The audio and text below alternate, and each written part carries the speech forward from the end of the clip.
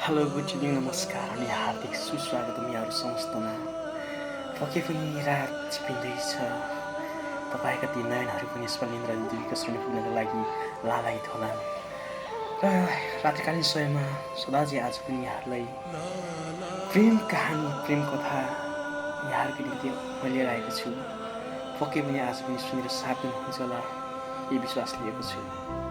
प्रस्तुत छ आजको प्रेम कहानी थियो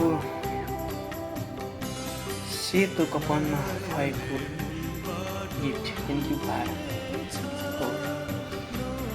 आजभन्दा मात्र 5 वर्षको कुरा हो।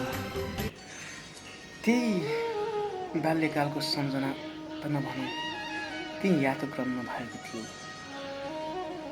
हामीले सिएलसी पास त गऱ्यौँ, त्यसपछि पढ्ने हाम्रो एउटा प्लस 2 थियो, त्यसको लागि चाहिँ कलेज जानु पर्थ्यो। हो, हाम्रो त्यही भेट भएको थियो, पहिलो भेट। त्यस भेटमा हाम्रो पहिलो भेटमा धेरै कुराकानी त भएन, हेराहेरी भयो।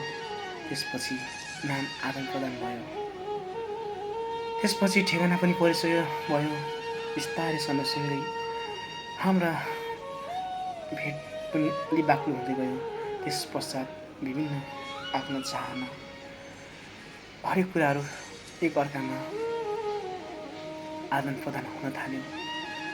यसरी समय बित्दै जाँदाखेरि कुन बेला उनको र मेरो मनमुटु सँगै बस्न थालेछ, कहिले एउटै हुन थालेछ पत्तै पाएन।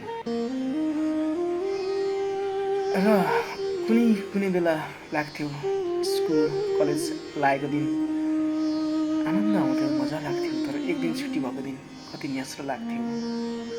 समय कति एक दिन पनि 1 वर्ष जस्तो लाग्थ्यो। तर स्कुल गएको दिन त्यो 10 बजेदेखि 4 बजेको समय पनि 1 घन्टा भए जस्तो लाग्थ्यो। सुनाउँछु आज मेरो कहानी, प्रेम कहानी। सुन्दै गर्नुहोला, रियल सुनाउँछु।